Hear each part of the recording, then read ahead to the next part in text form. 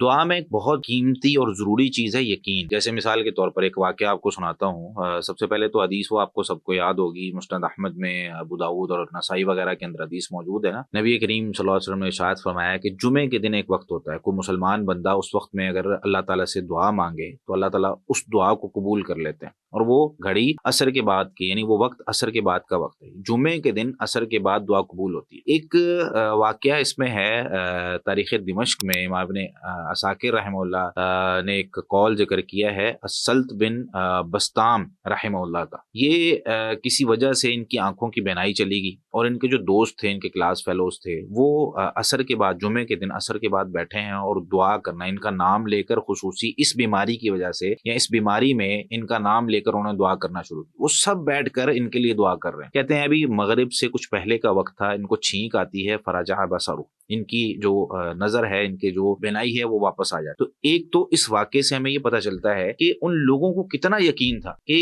ہماری جو دعا ہے اس وقت میں ہمارے بھائی کے حق میں قبول ہو جانی ہے۔ اور یہ والی جو ایک کیفیت جو وہ اپنے دوستوں کے لیے وہ جس طریقے سے دعا کر رہے ہیں، کہ ہم بھی کرتے ہیں اپنی اولادوں کے لیے اس طریقے سے دعا، کہ ہم بھی اپنے دوستوں کے لیے، اپنے اساتذہ کے لیے، اپنے شاگردوں کے لیے اس طریقے سے دعائیں کرتے ہیں جس طریقے سے سلف صالحین کیا کرتے تھے۔ تو کوشش کریں، ایک تو جمعے کے دن عصر کے بعد کا وقت ہے، اس کو ضائع نہیں کرنا، اور دوسری چیز اس میں یہ ہے کہ اپنے بھائیوں کے لیے، اپنے دوستوں کے لیے دعائیں لازمی کیا کریں۔ یہ دعا کی جو قبولیت ہے نا، یہ اپنے بھائی کے حق میں جب بندہ کر رہا ہوتا ہے، ایک تو فرشتے ہمارے لیے بھی آمین کہہ رہے ہوتے ہیں، اور دوسرے سے محبت بہت زیادہ بڑھتی ہے۔ یعنی جس کے لیے میں نے دعائیں ہی کرنا شروع کر دی، تو ظاہر سی بات ہے اس بندے سے مجھے بہت زیادہ محبت ہے، تو میں اس کے لیے دعائیں کر رہا ہوں نا۔